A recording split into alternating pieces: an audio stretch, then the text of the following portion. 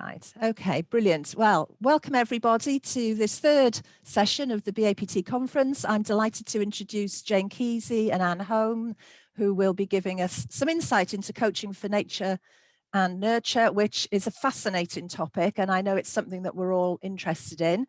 So without further ado, over to Jane and Anne. Thank you so much. I know that most of you know us. If you don't, I would say that we've been using type for a long, long time. And both of us have been involved in different kinds of certification. Anne is, I believe, still the top interpreter of the step 3 in the world, MBTI step 3. And so that's an interesting fact. And this is often we're almost always using type in context. So not just giving a type workshop, but it's part of our coaching or part of leadership or part of other things. And that's how we started using this particular tool. And as we thought about this conference and the 100th anniversary of Carl Jung, we went back to the text and found, Jung really did believe that type was somehow based in nature. Two children of the same mother may exhibit contrary attitudes at an early age, though no change in the mother's attitude can be demonstrated. Although nothing would induce me to underrate the incalculable importance of parental influence, this familiar experience compels me to conclude the decisive factor must be looked for in the disposition of the child. And this is how we teach type, right? That it's innate. I had 2 children. I could tell from before they were born that one was extroverted and one was introverted. And it's really helpful to have people understand that, and yet it's not everything. We know that there's a nurture component to how people behave. And Anne and I have been using this nurture-based model called positive intelligence that uses this idea of 9 saboteurs that are deeply ingrained strategies that help us deal with basic human needs, such as independence, acceptance, and security. And Shirzad Chamine, who developed this theory, he published the book, I believe, in 2013, was executive director of the Coach Training Institute. So a high-level practitioner of coaching for leadership development. And his whole thing is based in a ton of research. And he talks about it as a nurture piece, that we each develop saboteurs early in childhood in order to survive the perceived threats of life, both physical and emotional. By the time we're adults, these saboteurs are no longer needed, but they have become invisible inhabitants of our minds. And just a little history, and then I'm going to let Anne explain the next slide. So we're looking at this as a polarity of nature and nurture. We're able to bring the two together using these 2 different frameworks in a way that we found really helpful to our type people and the people we're coaching.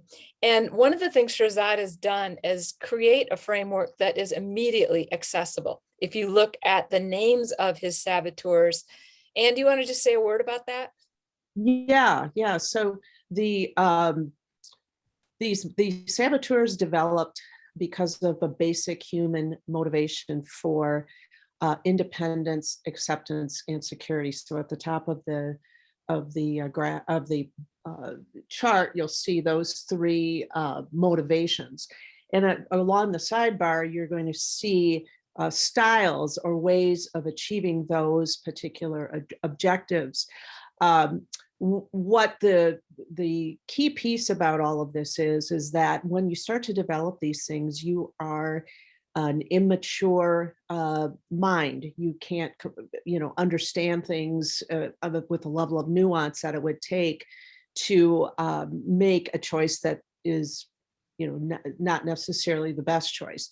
So you develop these strategies in order to achieve independence, acceptance, and security. And they end up becoming, as you become older, they actually become these things called saboteurs. But since they've been sitting in your mind for a really long time, and of course, the oldest brain pathways tend to be very resilient, they come up at times of stress and anxiety, other sorts of negative emotions make these characters come to the surface. And when I say victim, images of clients you've had come to mind, right? Or if I say avoider or stickler. So Shirzad's given us these wonderfully accessible categories of how we meet our needs for independence, acceptance, and security, making it so easy to add into our practice. So just a little bit how we came to Saboteurs. Anne read the book and told me to read it in about 2015, and we started using it with clients right away because it's so simple for them to grasp. Oh my gosh, my pleaser's getting in the way. I'm saying yes to things I shouldn't say yes to because I want people to accept me, is one example. In 2018, we were keynoting in Australia at their conference, and so we surveyed people we knew with every type preference, making sure we had at least 7 of each of the 16 types so that we could look for correlations with saboteurs, because we were wondering, well, are all controllers J, for example, or are all avoiders perceivers? And so we're going to talk a little bit about that in our first breakout rooms, but that was the start of our more formal look at saboteurs, besides it just being a nice, useful tool with clients.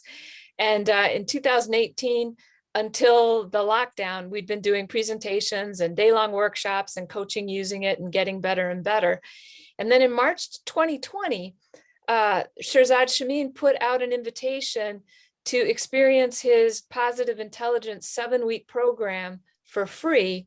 And in December, we were part of his first group of certified positive intelligence coaches. So we did the honorable thing and went and learned from the master to find out what was really going on. And I'm going to let Anne talk a little bit about, it was fabulous to start working on our saboteurs during lockdown when we were in close proximity to the people we love most and may sometimes be irritated by the most in adding to our type theory, but also what why this program is unbelievably valuable.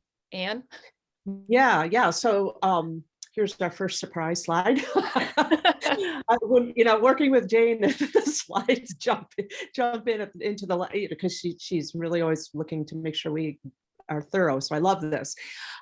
So the PQ program is a 7-week program. It's a boot camp, and what we're looking for in this program, or what Shirzad hopes that people develop, is number one, a self-awareness about what the nature of our saboteurs are and how they show up. So there's 3 coach challenges a day where you're paying attention to things like that. And also there is a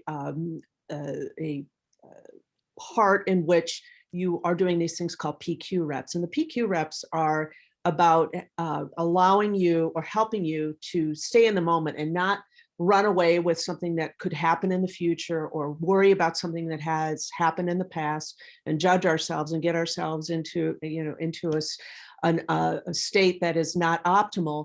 And with this app, you do gym sessions every day. So if you imagine a nerve and it's coming down, and the saboteur pathway is really well worn, and so this is where you go when you're in a state of anxiety or concern or negative emotion. Well, what these PQ reps do is help to allow you to slow that rapid response down and make a different choice. So it basically calms your physiology down. So the nice thing about this program, and why I have found it to be so useful, other than the fact that these saboteurs are so easy to grasp, they're so accessible, is that you are building self-awareness about how they actually impact you and what they actually look like, and B, you're developing some self-command muscles. So you're able to stop these automatic patterns or recover from them more quickly by way of developing what is called the self-command muscle. And then in addition to that, there are these things called the sage powers, and these are the alternative ways to address the things that you are encountering, the issues you're encountering, in a way that is actually going to bring a more nuanced and more effective response. So it's a really, really nice program. I want to add that when I worked with brain injury for 25 years, and one of the things we really paid attention to was how do you get carryover?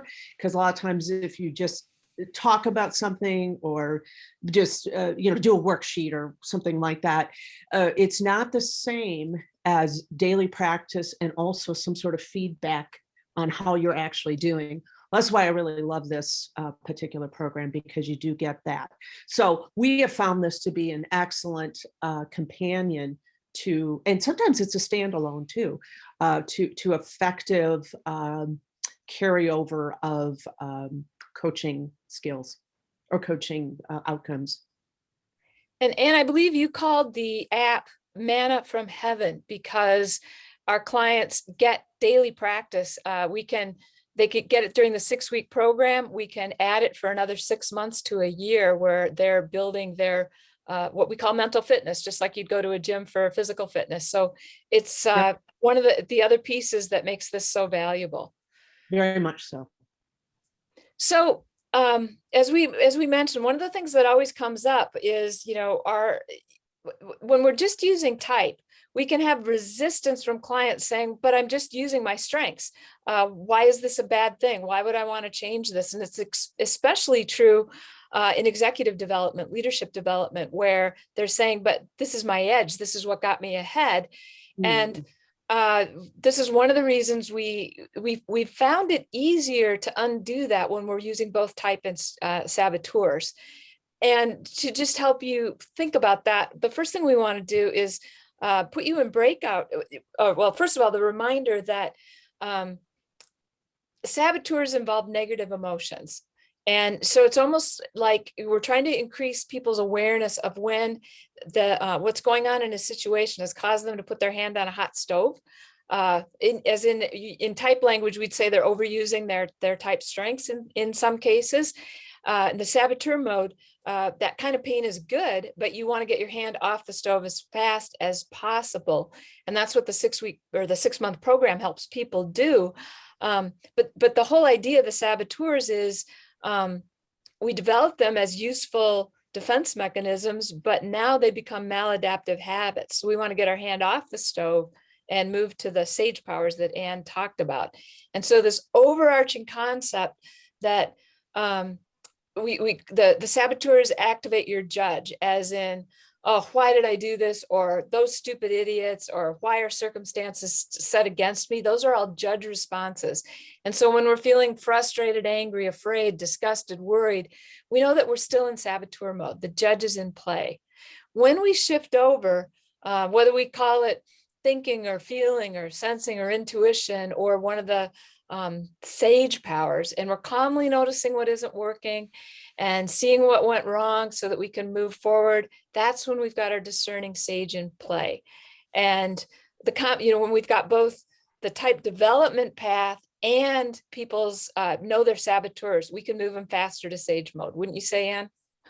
Oh, absolutely, absolutely, because you're really looking at what is driving your responses, and you can feel it's not that you can't feel frustrated or angry, but know that if you stay in that particular mindset, you're very likely going to get a saboteur outcome, rather than, yes, noticing this is a frustrating situation, but then calming the physiology down so that you can make a decision that's not driven by anxiousness and things like that. So I think people like the idea that this is actually what the core of resilience. This is the core of being able to be mentally flexible and adaptable. And if you want to put it in type terms, it allows type growth.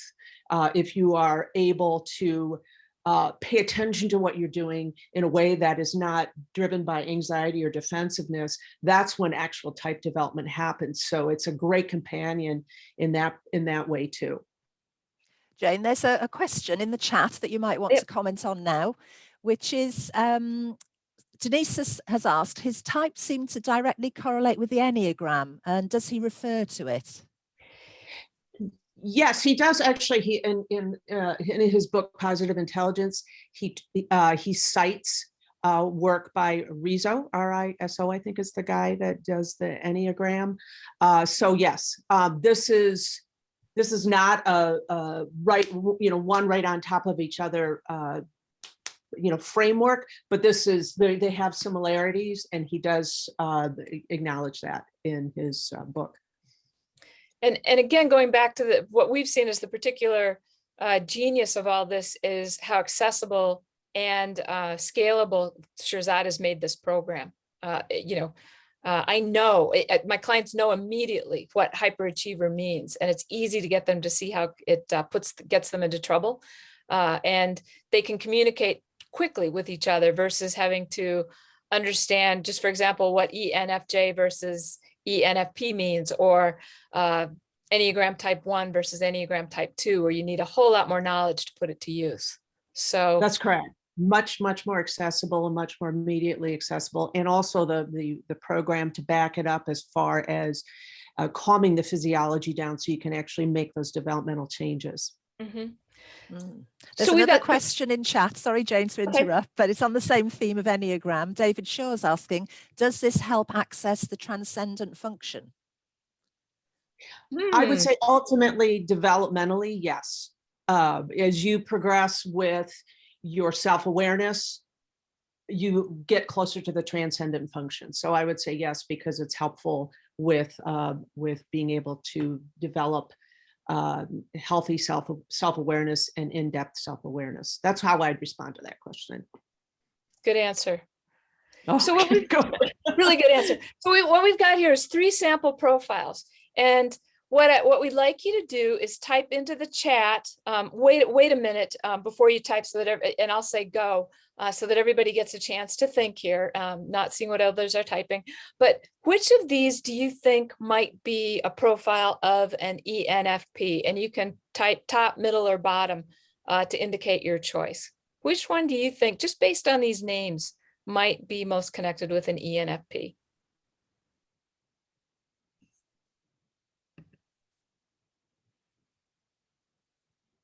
And go ahead and put in your best guess.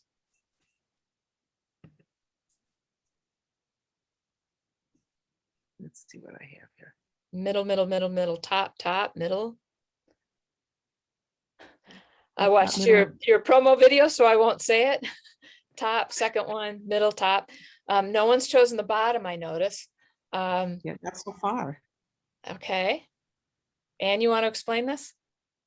Yes, the answer is all the above, and I suppose we should have asked, given you that option, so that kind of contaminates us a little bit here. But the point is that people, when given a choice, did lean towards these 2 top, the top and the middle. But actually, all 3 of them are ENFPs. So they are, there's one who's a hyperachiever, pleaser, hypervigilant, another who's restless avoider, and that happens to actually be my profile in hyperachiever, and then hyperachiever, restless, and controller. Now, how many ENFP controllers would you anticipate, especially when it says in the ENFP profile? I happen to be an ENFP, so I kind of know this one by heart, but don't like to control and don't like to be controlled. But yet we have somebody who is a controller who is also an ENFP. So when we looked at this was another, when we were gathering our data, we were thinking to ourselves, look at this. This is not, following lockstep with what you would say would be typical of all ENFPs. So that's what kind of really started to pique our thinking a little bit. And we want to give you a chance to dig into this. Well, just one example. This is my family of origin. You can probably tell which one is me. And I would like to say that today would have been my dad's 100th birthday. And so happy birthday, Dad, the founder of the feast. My brothers and I will be gathering with our spouses on Zoom tonight. We're in 3 different cities, so lockdown doesn't change how we celebrate this with chocolate cake. But when we look back on our childhoods, I know my dad, who was an ENFP, was a pleaser, and my mom, who's an ISFJ, was an avoider. And if you look at whenever I start with a new instrument. I always have my brothers take it, and my sisters-in-law and my nieces and nephews and children, and they all did this. The numbers there are how many years older they are than me. And as you can see, 3 out of my 4 big brothers are controllers. And so is it any surprise as a little 4-year-old navigating this very male world, would stomp my little foot with, no one tells me what to do. And that was fine. I was asserting my independence. What's not attractive, right, Anne, is when I do it as the age I am now. And that's the difference. So I can clearly see how my family of origin influenced who I am now. And my brothers and I have had some fun chatting about all of this. And we put a handout in the session. It's out in session, and Catherine's also put the link into the chat so that you can find it. But again, we were saying that so many people have said, well, isn't this just type's dark side, with these kinds of comments that we get. And what we've done is, you've got an Excel spreadsheet. And if you look at the bottom of the spreadsheet, you can find the data. You're going to go into breakout rooms selecting your function pair. They'll be labeled by function pair, so you'll be able to self-select your room. And Catherine can guide you to your room if you're stuck with your current Zoom version. And for the NTs and the NFs, we've also split them with J and P, so the groups will be a little smaller. And we're asking you to just click on the bottom tab to find the data for your function pair, your 4 types. And we've given a little brief discussion of type saboteurs, nurture, and nature. And take a look at the data. I'll show you a sample of what the data for a type looks like. And just explore. You're going to have 5 minutes.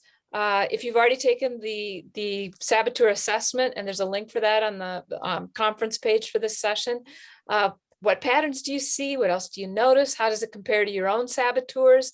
If you don't have your actual results, knowing the names of them, you'll see all the names in the handout. You can probably make some guesses as to what you are most likely to default to. And how might you account for similarities and differences? Just for example, one of my hypotheses is ISFJs fit really well with US culture. And 10 out of 12 of our ISFJs have the same top 2 saboteurs. So it seems like being similar to what the culture asked women to do means that they've developed saboteurs that are similar to their types. And that's just one. But if I look at ENFPs, this is what the data looks like that you'll work with. We have all of the saboteurs listed. You can see how many ENFPs made the top choice of each saboteur. So you'll see there were lots of restless, lots of pleasers. But when you go over to how many chose each saboteur as their first, second, or third choice, then you see more variety come out. And if you remember your self-selection ratios, these we calculated based on this database of 206 people who we have where we know their type and their saboteurs. And if the value is 1, then exactly as many ENFPs have this saboteur as you'd expect in this population.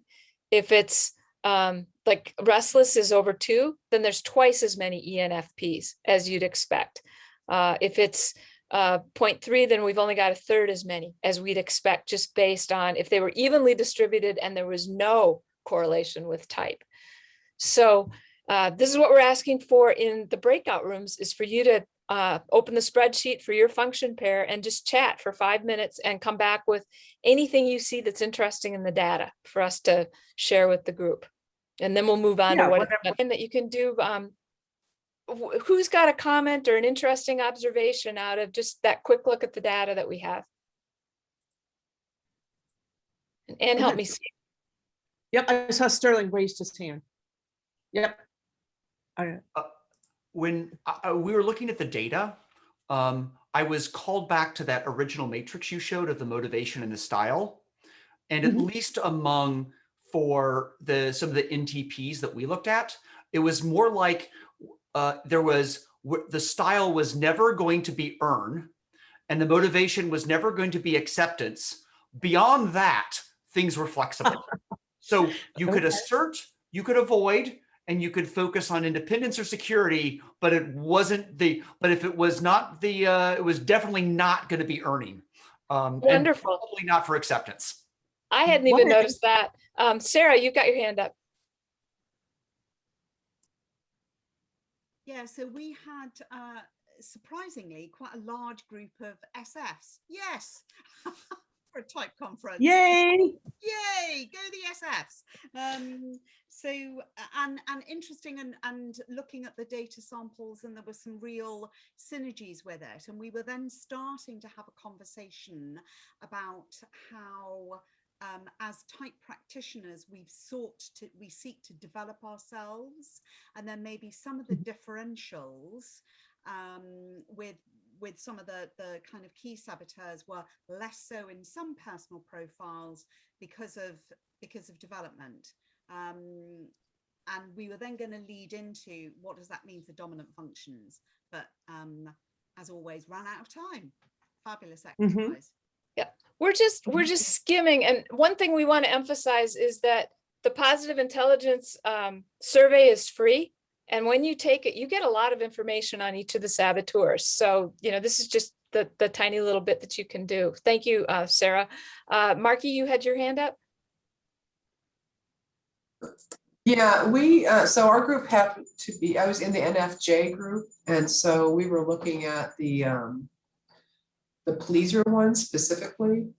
And there was an interesting conversation actually culturally. One person was living in Japan and was raised in the US, and she talked about some of the differences, how that gets expressed. But we were wondering if older ENFJs particularly may not see themselves as pleasers as much as the numbers here indicate, just because there comes a point in your life when you're like, yeah, whatever, just get over yourself and get away from me. And, you stop worrying so much about pleasing because you realize like it'll burn you out. I think that I know my experience with ENFJs is they come to a point in their life when they have bent over backwards and turned themselves inside out so much that they have some kind of a physical breakdown, and they're like done with that. And then they adjust and they move on. So we wondered about how type development or maturity, things like that might influence that.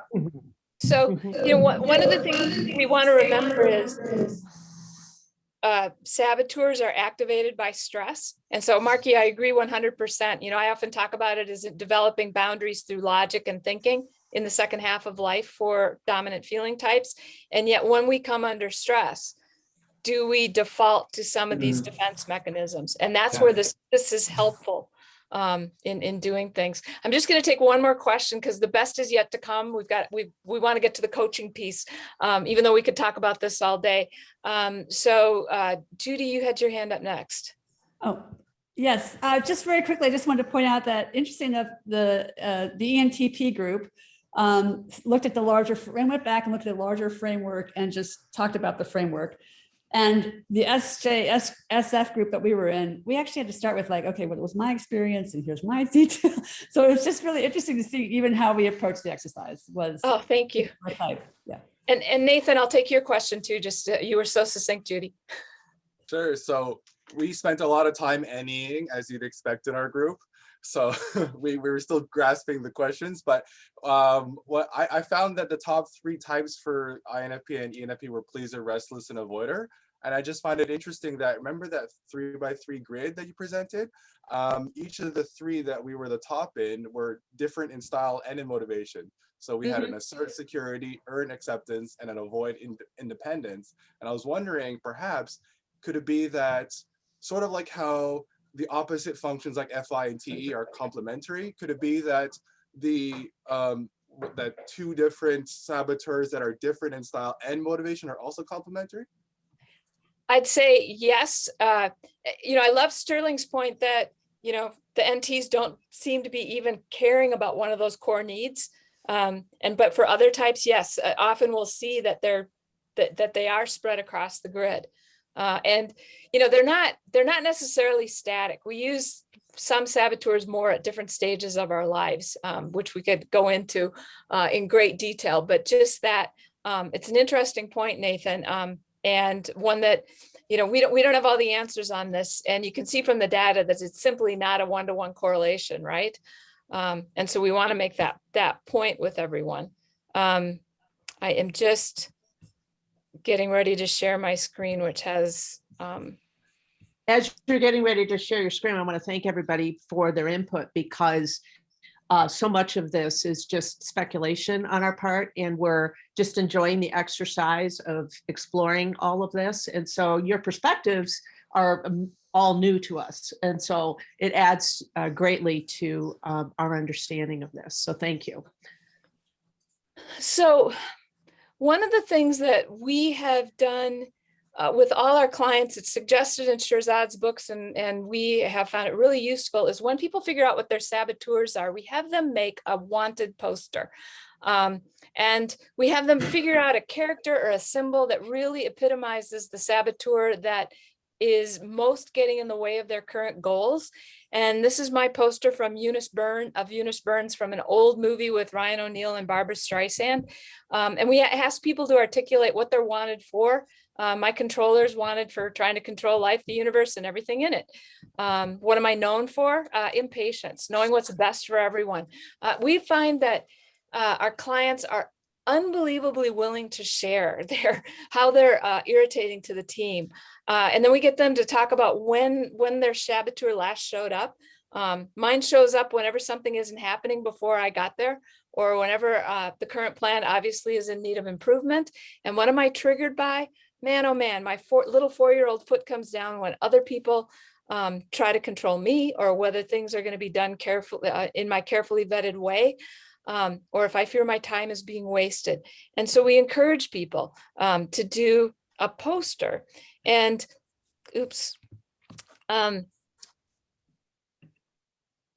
what we find is when they get that down, there's some piece that's type, some piece that's saboteur, and taking them through that exercise opens up coaching in a way that is just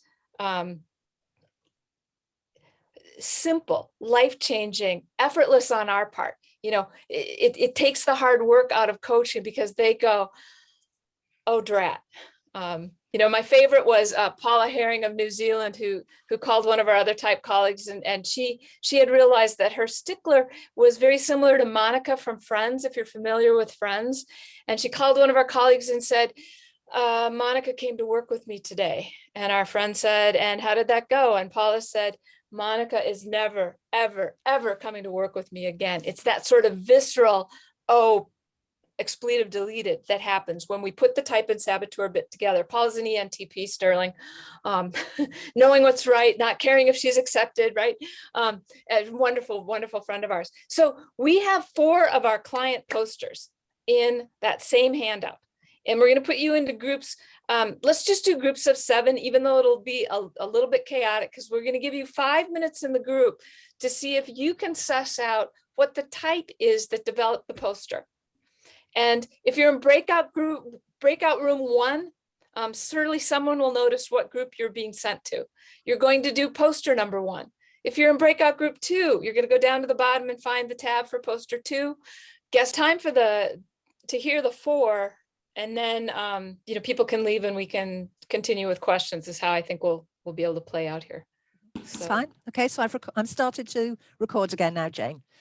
Okay, so obviously you've all got, you know, the posters to go look at later and talk to each other, or just see these in more detail. What we're going to ask is for someone from each group to give your best guesstimate of this client's type, who came up with Tony Stark from Iron Man as his character. So someone from this group want to share what they thought this person's type might be?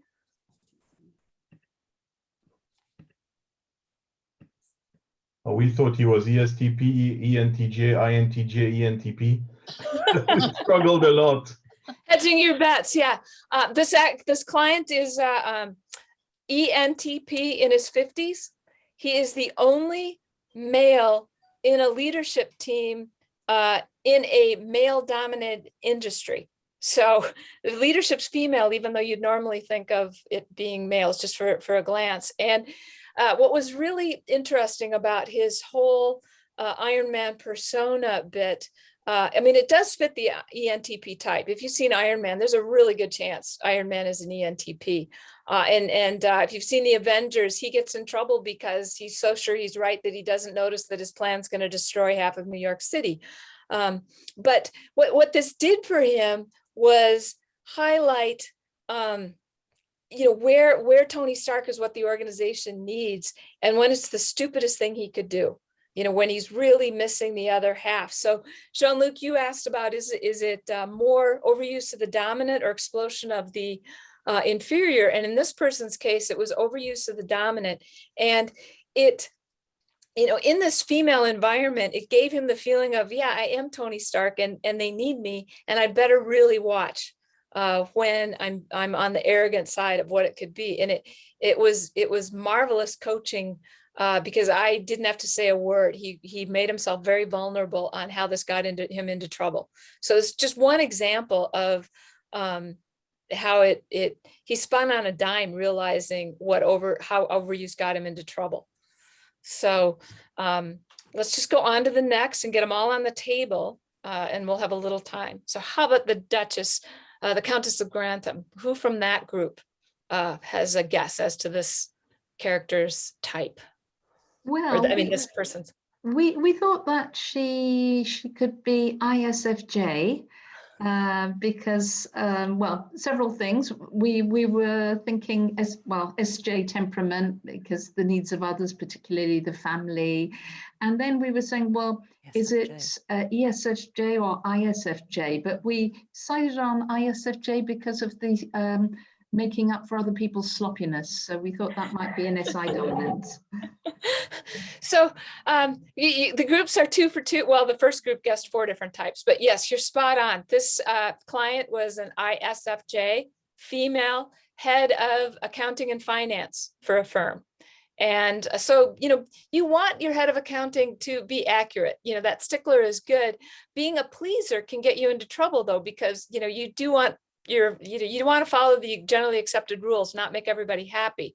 And this, one of the things this did for her was help her see the split between her family life, where she really uses the pleaser, and the work life, where she goes to stickler and sometimes doesn't even feel like herself because she can't quite use the feeler in the same way. And so, putting this into the poster and identifying the triggers and in the different areas really helped her understand how to better use her whole personality at work. And she was one that did. Go ahead, Anne. I just wanted to interject that when you're talking about saboteurs, the stickler is not good. The person who attends to details is good. The stickler is the one who's now flipped over to the negative emotion side and is turning into the worst example of the teacher you never want to encounter. So you want to be careful about when we talk about saboteurs. Saboteurs have a corresponding sage version, but the saboteurs are not good. Mm-hmm. They're not helpful. Mm-hmm. And and again, in this example, the pleaser, if she's trying to make everybody happy with accounting, that's the downside. If she's listening to everyone and ensuring that there's buy-in, that's different. That's the sage mode. So thanks, right, Anne, for that clarification. But again, you do have this, in this case, there is the correlation with type, just a much faster way to get to the downside of overuse. Because yes, we want to be accurate. We don't want to stickle when stickle is not needed. So right, our third group had Hermione Granger. What type do you think this client was?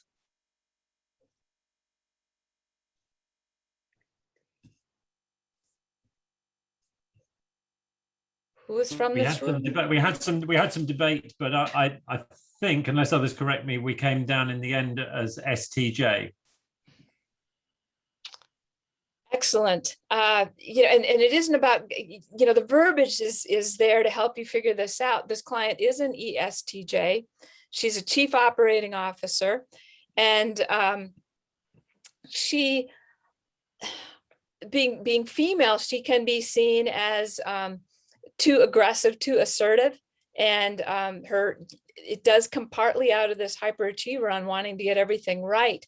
And as we worked on this, what happened with the ESTJ is she was able to articulate, and she's actually making what we now call the superpower poster. When she isn't hyperachieving and stickling, which she has that one in her stack too, but instead is using what we call the explore power in the sage mode.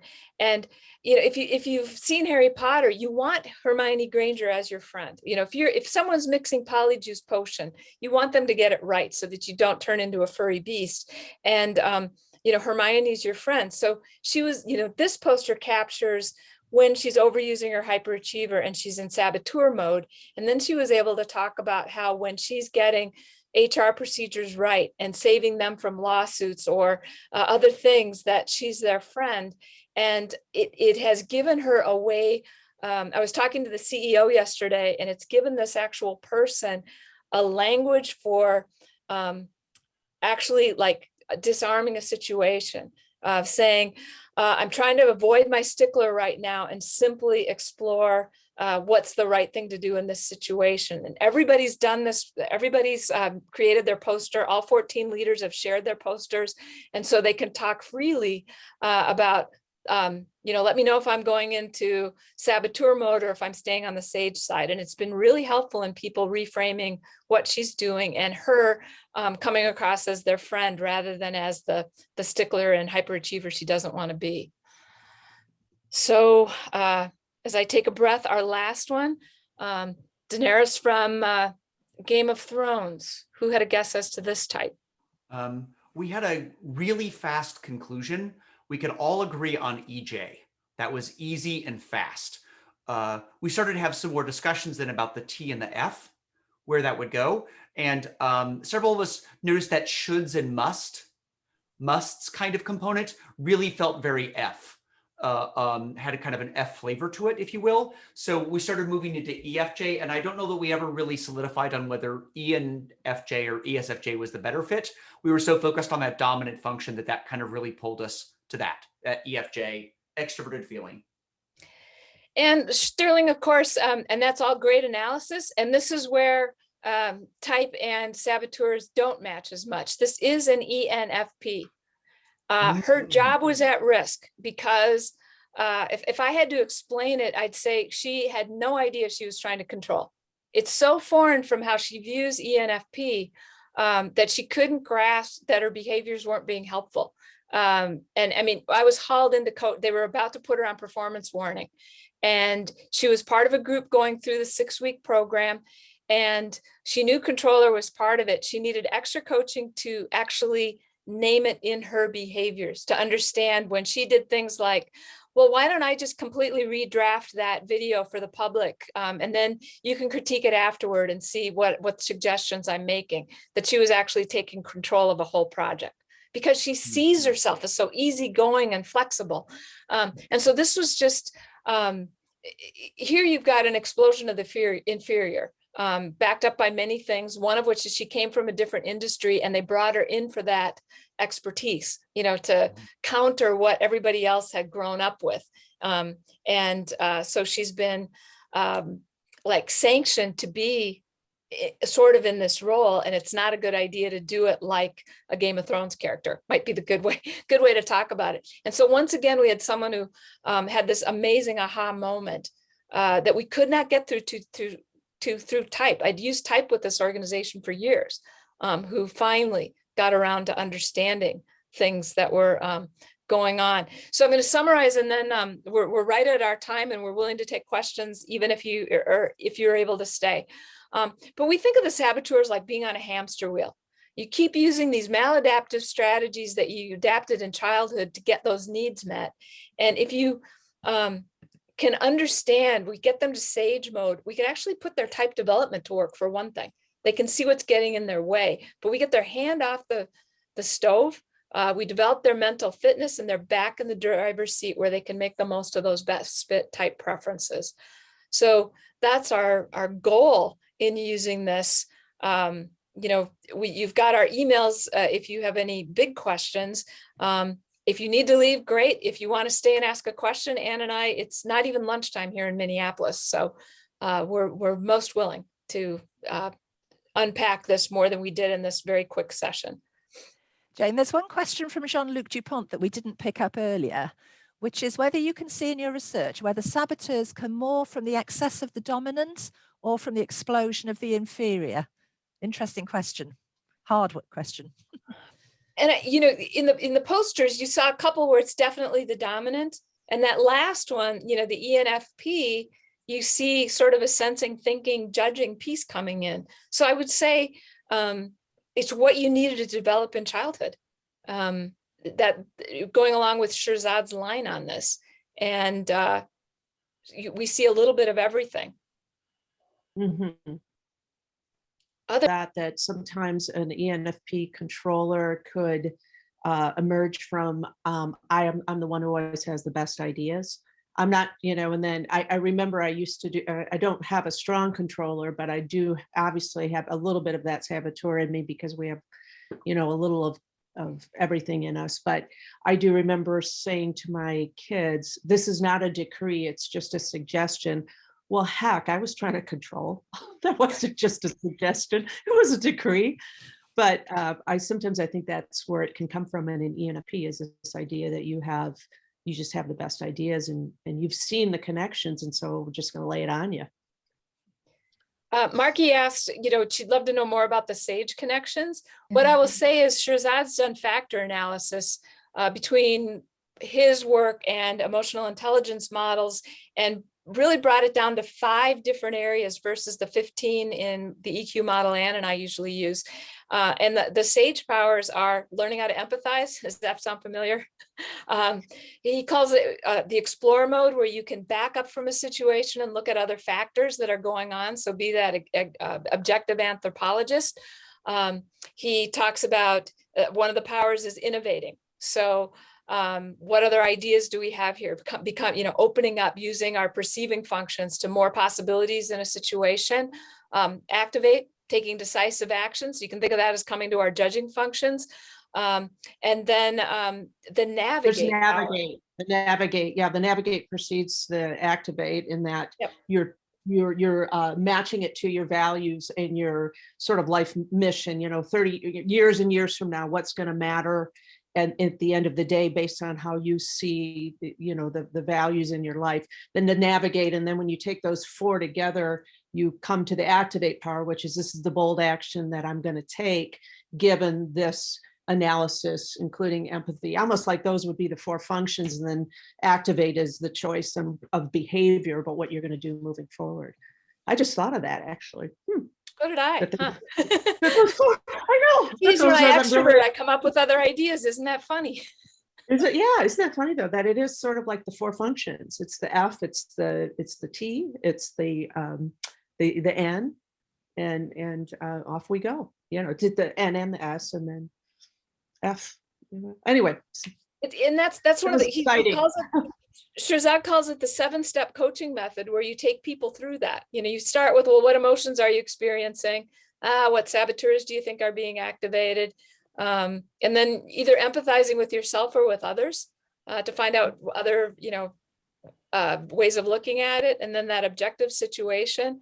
I had, and when the clients know this, they can do it so well. I had 2 clients, an executive team.